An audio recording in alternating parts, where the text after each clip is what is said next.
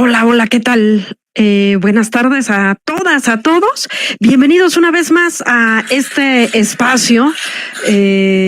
cuarto grado, este espacio de colaboración con el Instituto Nacional de Formación Política y el canal, este canal, gentil canal que nos abre también las puertas sin censura. Este esfuerzo de colaboración se llama Cuarto Grado y les damos la bienvenida a este espacio. El día de hoy casi estamos de manteles largos. Dirán que siempre digo lo mismo, pero en esta ocasión de verdad que sí. Tenemos aquí de invitada para platicar de un tema de coyuntura total a Citlali Hernández, quien aparte de ser senadora de la República es integrante del Comité Ejecutivo Nacional de Morena. El motivo de la invitación para que se encontrara el día de hoy aquí con nosotros, es justamente hablar de lo que recientemente nos convocó a muchas mexicanas y mexicanos, a este pueblo organizado, movilizado, consciente, a reunirnos una vez más en el Zócalo capitalino de la Ciudad de México para celebrar el triunfo de justamente este pueblo, el quinto aniversario del triunfo del pueblo organizado, movilizado, consciente, que hizo posible que después de largos años de lucha nos encontráramos en este triunfo en las urnas, pues, ¿no? Porque si bien veníamos de tener varios triunfos como movimiento, ahí se puede enmarcar en ese triunfo electoral donde pudimos lograr que fuese el licenciado Andrés Manuel López Obrador quien lograra obtener la presidencia de la República. Y justamente eso, con todo ese vuelco de emociones que nos puede surgir, es que se dio este sábado primero esta gran celebración. Y justamente de eso es que queremos hablar con Citlali. Primero que nada, darte la bienvenida, Citlali, agradecerte que te hayas destinado a estar aquí con nosotros, con esta fiel audiencia de los dos grandes espacios, tanto de Sin Censura como del Instituto Nacional de Formación Política. Entonces, bueno, primero que nada, darte la bienvenida y pues un poco preguntarte, ¿cómo recibimos el quinto aniversario? O sea, es decir, ¿cómo interpretar esta celebración del quinto aniversario? ¿Qué piensas? Pues primero, qué gusto saludarte a ti, Yasmín, y celebrar que existe este encuentro pues en Sin Censura, en donde hay colaboración con el instituto. Me parece que es un espacio fundamental y por supuesto me honra muchísimo poder estar acá. Pues mira, yo creo que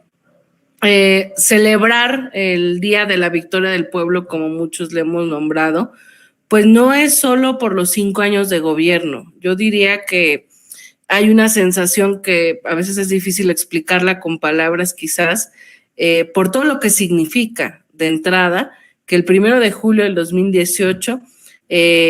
conocimos resultados electorales en el que ganamos, en el que Andrés Manuel López Obrador se volvió presidente de la República, ganamos gubernaturas, ganamos la mayoría. Y yo recuerdo mucho, fíjate que ese día pues yo era candidata al Senado y de ahí pues yo soy de la senadora por la Ciudad de México, pues me tocó coincidir ya hacia el final de la jornada con la doctora Claudia Sheinbaum, que era la jefa de gobierno electa. Y me acuerdo que cuando salió MIT a reconocer el resultado, ella dijo, no, o sea, no puede ser, o sea, no estamos acostumbrados, o sea, todos estábamos listos al proceso postelectoral, ¿no? O sea, el triunfo fue tan fuerte que nuestros adversarios no tuvieron de otra que reconocerlo. Y es algo, lo cuento porque me parece que, digo, yo tengo 33 años, no me tocó vivir muchos procesos electorales, pero creo que cae en la memoria colectiva, pues que en el 88 hubo fraude electoral, en el 2000 la gente votó por un cambio y Vicente Fox resultó ser una farsa, en el 2006 hubo un doloroso fraude electoral, en 2012 tuvieron que comprar de manera masiva votos para imponer a Peña Nieto, lo cual es otro tipo de fraude electoral. Es decir, en los últimos 30, 35 años, por lo menos 3 o 4 veces nos arrebataron la posibilidad de triunfo al pueblo de México, y eso ha hecho que nuestra lucha, no solo de Morena, sino de la Cuarta Transformación, de las fuerzas de izquierda democráticas, pues se haya concentrado no solo en promocionar una propuesta, en promocionar un proyecto de nación, sino además que traemos en el ADN la organización necesaria para cubrir las casillas, para defender cada voto, teníamos claro en 2018 que había que ganar con mucha diferencia para que no hubiera margen de maniobra para ninguna duda, para ningún fraude. Entonces, no solo celebramos el triunfo, sino lo que significa el triunfo, que el 1 de julio del 2018 le ganamos a la oligarquía, le ganamos a la compra de votos, porque claro que hubo compra de votos en 2018 por parte del PRIAN, le ganamos a las narrativas de los grandes medios de comunicación y le ganamos incluso a esta idea que en Propios y Extraños existía, incluso con quienes nunca han dejado de luchar, pero como que una parte de nosotros pensaba que quizás nunca lo íbamos a lograr, que quizás nunca íbamos a iniciar un cambio, que quizás este método democrático era insuficiente. Entonces yo creo que encontrarnos a celebrar implica todo eso, o sea, tener claro lo que le costó al pueblo de México conquistar un gobierno propio, no un gobierno de las élites, sino un gobierno del pueblo, un gobierno que ha costado vidas, que ha costado tiempo, que ha costado luchas, que costó mucha resistencia, mucha oposición. Entonces, eso es lo que celebramos el 1 de julio del 2018. Por un lado, que conquistamos el gobierno, lo que costó, y luego, por supuesto, los logros de gobierno, porque no queríamos solo un gobierno del pueblo para presumir que le ganamos a la élite, sino para empezar a transformar la vida de la gente. Y yo creo que en 5 años podemos hablar de una serie de cosas, ¿no? Yo lo resumiría, pienso que el proyecto sexenal, pero que tiene un impacto transeccional de Andrés Manuel López Obrador, pues está por lo menos como en 5 grandes ejes, ¿no? Si me lo permites, lo comparto rápidamente, lo que pienso yo que podríamos sintetizar esta primera etapa de la Cuarta Transformación. Pues una, por supuesto, la política social pensada en las personas que más lo necesitan, que convertimos los programas sociales en derechos sociales para personas con discapacidad, para adultos mayores, para personas del campo, para jóvenes de preparatoria, jóvenes construyendo el futuro, etcétera, ¿no? Una política social que busca disminuir esa brecha de desigualdad hasta cierto punto normalizada en las últimas décadas, y que sin duda está generando bienestar en las familias que más lo necesitan, pero eso también impacta en la economía local, en las clases medias, etcétera, ¿no? Creo que ese es un eje, la política social que combate la desigualdad. El otro, pues es uno de los centros o de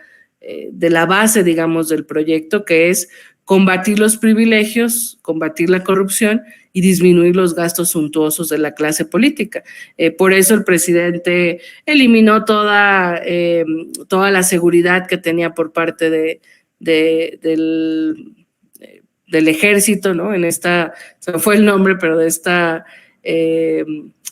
figura que existía para cuidar a los presidentes. Se disminuyó el sueldo. Aprobamos una ley para que después de que el presidente se disminuyera el sueldo, ningún funcionario público ganara más que el presidente. Se eliminaron cantidad de gastos en camionetas, guaruras, teléfonos, gasolinas, comidas que pagaba el erario a los funcionarios públicos, e inició un combate a la corrupción, que por supuesto seríamos ingenuos al decir que ya se acabó la corrupción en este país, pero lo que es real es que no tenemos un presidente corrupto y que no tener un presidente corrupto nos permite, o como él lo ha dicho, tener autoridad moral hacia abajo para ir combatiendo la corrupción. Y eso ha generado un ahorro pues impresionante, ¿no? Que nos ha permitido tener presupuesto para el otro eje que yo diría que es parte de este gobierno, que son los proyectos de infraestructura. Es decir, sin aumentar impuestos, sin endeudar al país, pues no solo alcanza para los programas sociales, no solo alcanza para otra serie de cosas que todo el tiempo y todos los días el gobierno está haciendo, sino que además está invirtiendo en los grandes proyectos de infraestructura, el Tren Maya, el transísmico, ya tenemos un nuevo aeropuerto, ya está a nada de producir gasolina la nueva refinería, se compró otra refinería, la proyección es que en 2024 ya podremos producir nuestra propia gasolina, es decir, todo el combustible que México necesita lo va a poder producir México sin necesidad de comprarlo en el extranjero más caro. Por supuesto, la cantidad de caminos, de carreteras, de puentes, de infraestructura, estos proyectos maravillosos que hace SEDATU en las zonas de mayor riesgo e inseguridad y violencia, canchas, mercados, recuperación de espacios públicos, todo eso, que además, insisto, alcanza para todo lo que estoy nombrando y seguramente muchas cosas que me faltan, sin aumentar impuestos, sin endeudar el país y en medio de una pandemia, en medio de una crisis por la guerra que hay entre Rusia y Ucrania, que sin duda impacta en el mundo. Y el otro eje que yo diría que también podemos celebrar, que probablemente sea el que más trabajo ha costado, pues es el inicio de la pacificación de este país con la creación de la Guardia Nacional, con la política de paz que se está instaurando, con las mesas de seguridad que hay a nivel federal, a nivel estatal, a nivel regional, con esta disminución de los grandes delitos, etcétera, etcétera. Y que yo creo que, por supuesto, pacificar un país que fue entregado al narcotráfico, como hoy lo sabemos, por parte del ex secretario de Seguridad Pública, García Luna, el secretario de Felipe Calderón, pues no es tarea sencilla y no es tarea rápida. Pero bueno, ya es una realidad que existe una nueva figura policíaca que entra en acción frente al debilitamiento que tuvo esta política de narcotráfico de Felipe Calderón, de debilitar policías municipales, estatales, entregar territorios al narcotráfico, etcétera, etcétera, ¿no? Y el quinto eje, es decir, ya dije política social para disminuir la desigualdad, combatir la corrupción y los privilegios, los proyectos de infraestructura, la pacificación del país. El quinto, que me parece que es una de las claves que nos da certeza de continuidad de la transformación, pues es la construcción de lo que yo diría un cuarto poder, ¿no? El poder popular, un pueblo más informado, un pueblo más consciente, un pueblo más politizado, un pueblo que participa en la toma de decisiones, un pueblo que es consultado, un pueblo que hoy sabe que a mitad de periodo puede impulsar una ratificación o revocación de mandato de su autoridad, un pueblo que cuestiona a los grandes medios cuando miente, un pueblo que cuestiona a las élites por su cinismo, un pueblo informado, consciente, activo, pues que es la democracia participativa que ha impulsado el propio presidente de la República y que es parte de la cuarta transformación. Entonces, yo diría, pues, salir a una plaza pública o al Zócalo de la Ciudad de México a celebrar 5 años de la victoria, pues yo creo que todas y todos tenemos distintas razones para salir, pero fundamentalmente es por eso, es por lo que costó, por la historia de lucha de los movimientos democráticos y de izquierda para conquistar este momento, por el logro de tener un presidente como López Obrador, por los logros gubernamentales y por el momento político y social que vivimos, donde hay una revolución de conciencias que nos permite celebrar que 5 años es tan solo el inicio de un proceso de larga data que nos va a permitir transformar en lo profundo este país y construir una nueva patria. Y además, pues el honor y el orgullo de haber nacido en este momento, de formar parte activa y protagónica de este cambio verdadero, como siempre lo hemos dicho, Yasmín. Y es que aparte, así te